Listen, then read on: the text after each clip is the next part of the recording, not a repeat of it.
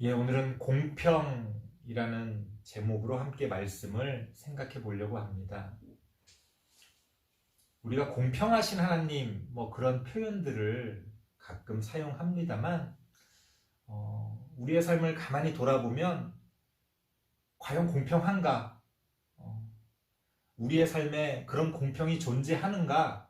라고 하는 의구심이 들 때가 많이 있습니다. 왜 그런 걸까요? 하나님이 계시고 하나님이 공평하게 이 세상을 다스리신다면 왜 우리 삶에는 그렇게 부조리하고 또 억울한 그러한 일들이 이렇게나 많이 존재하는 걸까요? 그것은 우리가 이 공평이라는 개념을 조금은 다르게 하나님이 본래 우리에게 말씀하시는 것과는 좀 다르게 이해하기 때문에 그런 어떤 차이들이 생겨납니다. 물론 아주 근본적인 어떤 일반적인 의미에서는 우리가 생각하는 공평과 하나님이 생각하는 공평이 전혀 다른 것이다, 그렇게 생각할 필요는 없습니다. 하지만 구체적인 어떤 우리 삶의 모습들 가운데서는 또 많은 차이를 보여주는 것도 현실입니다. 하나님은 공평하게 우리에게 똑같은 비와 해와 달과 또 공기와 또 이 세상에 주어진 많은 우리 생명들이 누리는 것들 공평하게 우리에게 가져다 주십니다. 그럼에도 불구하고 우리의 삶의 그 개인의 모습들을 살펴보면 좀 여러분도 그런 거 있지요? 누구는 저렇게 부잣집에서 태어나서 돈 걱정하지 않고 살아가는데 나는 왜 이렇게 항상 돈이 없나? 이런 생각할 수도 있고요. 누구는 저렇게 건강하고 잘생기고 예쁘게 태어나서 저렇게 사랑받으면서 이렇게 지내는 것 같은데 나는 왜 그거보다 이렇게 못나고 부족한가? 그런 생각 아마 많이 들게 될 겁니다. 그뿐입니까? 남들은 운이 좋아서 이런저런 좋은 일들도 막 생기는 것 같은데 나는 왜 이렇게 운이 없나? 그런 생각도 많이 하게 될 겁니다.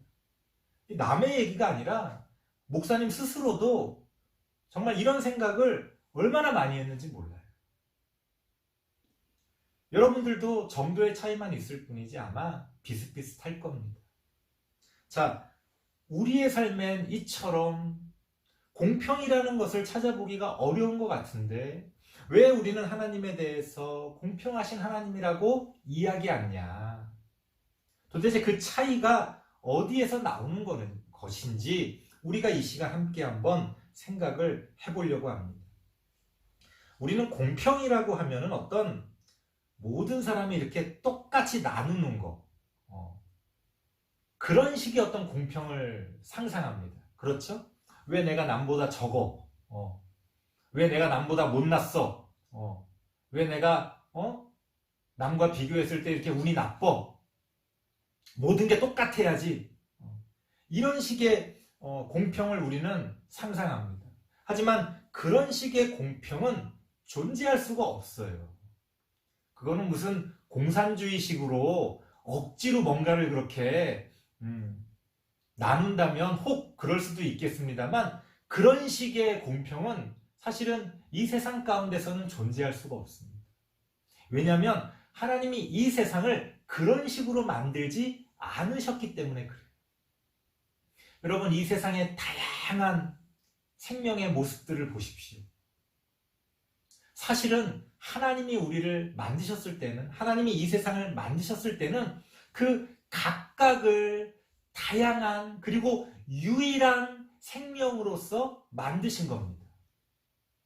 문제는 뭐냐? 우리가 비교를 한다는 거지. 근데 풀 한 포기가 큰 나무를 바라보면서 나는 왜 나무처럼 키가 안 커? 왜 나는 나무처럼 두껍지 않아? 이런 식으로 비교하면 그 비교가 맞는 비교입니까? 아니죠. 전혀 다른 건데 각각의 유일한 하나님의 뜻이 담겨 있는 것인데 우리는 그것들을 다 똑같이 우리 머릿속에서 똑같다는 전제로 왜 똑같이 하나님이 나눠주시지 않았나? 이런 식으로 생각하는데요. 그거는 우리가 뭔가를 잘못 생각하고 있다는 겁니다. 그건 우리의 어떤 상상 속에서나 존재하는 것이지 이 세상에는 본래 그렇게 다양한 모습의 그러한 생명들이 존재하는 겁니다. 그러니까 똑같은 사람이라고 해도 피부색이 다르고 키가 다르고 몸매가 다르고 눈, 코, 입이 다르고 그렇게 다양한 형태로 존재하는 게 사실 당연한 거예요. 누구는 달리기를 잘할 수도 있고 누구는 못할 수도 있고 대신에 또 누구는 요리를 잘할 수도 있고 또 누구는 못할 수도 있고 각각의 재능과 모습을 따라 하나님은 다양하게 이 세상을 본래 그렇게 만드셨다는 거죠. 그런데 우리가 그것들을 비교하면서 나는 왜 쟤보다 못해? 뭐 이런 식으로 우리가 그것을 똑같은 개념으로 나누려고 하니까 억울하다, 화가 난다. 그렇게 하나님의 공평을 믿지 못하는 겁니다. 하지만 하나님의 공평은 그런 것이 아니다. 모든 것을 똑같이 나누는 게 아니다. 그러면 이 세상 모든 사람들이 똑같이 생겨야 되는데 그게 어떻게 가능합니까? 그리고 정말 그렇다면 진짜 더 공포영화 같은 끔찍한 장면 아니겠어요? 서로 몇십억이 되는 사람들이 똑같은 모습으로 서로 쌍둥이처럼 그렇게 지내는 게 그게 정상적인 아름다운 모습입니까? 아니지요. 하지만 우리는 남들과 비교하면서 그렇게 내가 없는 것을 다른 사람의 있는 것과 비교하며 우리는 실망하고 낙담한다는 거죠. 그리고 하나님에게 공평이 없다고 원망한다는 겁니다. 하지만 하나님의 공평은 그런 것이 아니다. 그러면 도대체 하나님이 공평하다는 건 뭐냐? 그 다양성 가운데서 이미 하나님의 공평의 개념은 우리의 공평의 개념과는 다르다는 것을 우리가 알 수 있습니다만 한 발 더 나아가서 실질적으로도 하나님은 우리에게 공평하게 다가오신다는 겁니다. 어떤 식으로? 오늘 본문 말씀 보니까 이렇게 이야기가 나옵니다. 빠른 경주자들이라고. 그러니까 달리기가 빠르다고 해서 항상 선차 1등하는 것이 아니며 용사들이라고 해서 싸움을 잘한다고 해서 항상 전쟁에서 이기는 것이 아니고 우리 어떤 스포츠 경기를 할 때도 객관적으로 잘하는 팀이 뭐 10번, 100번 싸우면 확률적으로는 더 이기긴 하지만 객관적으로 잘한다고 하는 팀이 항상 이깁니까? 아니죠. 그렇지 않습니다. 그래서 우리가 스포츠를 재밌게 보는 거죠. 잘하는 팀이 항상 이기면 뭐하러 경기를 합니까? 그냥 객관적으로 딱 누가 신체 조건이 어떤지 어떤 기술이 얼마나 좋은지 재 가지고 그냥 1등 너가 이겼어 그러면 되지 왜 경기를 합니까? 해봐야 아니까 그렇죠. 싸움을 잘한다고 항상 이기는 게 아니라는 거예요. 지혜가 있다고 해서 항상 이 세상에서 잘 먹고 잘 사는 것도 아니라는 겁니다. 이게 무슨 얘기입니까? 하나님은 우리에게 공평한 기회를 허락하신다는 거예요. 그 말은 너한테 10번의 기회를 주면 너한테도 10번의 기회를 주겠다. 그런 식의 공평이 아니라 뻔한 결과를 하나님은 허용하지 않으신다는 거예요. 힘센 사람이 이기고 돈 많은 사람이 행복해지는 그런 뻔한 결과, 이 세상에 그렇게 뻔한 결과가 없다는 겁니다. 누가 어떻게 될지는 아무도 알 수가 없는 겁니다. 그렇기 때문에 지금 부족하고 지금 약하고 이기지 못할 것 같은 나에게도 승리의 기회는 주어진다는 거예요. 이상하다. 목사님, 우리 삶에서 보니까 별로 안 그렇던데요. 돈 있는 사람이 항상 이기고 행복하고 잘 나가던데요. 금수저들, 은수저들, 나 같은 흙수저는 도저히 이길 수가 없던데요. 아마 이렇게 생각하는 분들도 계실 겁니다. 아니요, 그렇지 않습니다. 아까 말씀드렸죠? 10번, 100번 싸운다면 확률적으로는 그렇게 어떤 유리한 조건에 있는 사람이 더 잘할지도 모릅니다. 하지만 우리는 한 번뿐인 인생을 살아가잖아요. 그렇기 때문에 알 수가 없는 거예요. 해봐야 아는 거예요. 그런데 왜 실제 우리의 삶에서는 유리한 조건을 가진 사람이 항상 이기는 것처럼 보입니까? 왜 그럴까요? 약한 사람들이, 부족한 사람들이 미리 포기해버리기 때문에 그래요. 싸워보지를 않는 거예요. 이거 해봤자 못 이겨. 이미 해보기도 전에 마음으로 지고 들어가는데 어떻게 이깁니까? 이 세상이 부조리합니까? 어떤 분들이 그럽니다. 이 세상은 안 바뀌어. 그렇게 안 바뀐다고 생각하고 가만히 있으면 정말 안 바뀌는 거죠. 하지만 아니야, 바꿀 수 있어. 계란으로 바위를 치더라도 우리가 바뀔 수 있다고 노력하며 끊임없이 시도한다면 언젠가는 바뀌어지는 거죠. 만약 조선시대 때 양반과 쌍놈으로 구분되어 살아가던 그 신분제 사회에서 모든 사람들이 그래, 세상은 안 바뀌어 그러고 있었다면 지금도 우리는 똑같은 조선시대를 살아가고 있겠죠. 몇십 년 전에 우리나라를 군인들이 독재로 다스리던 그 시절에 수많은 사람들이 아유 어쩔 수 없어.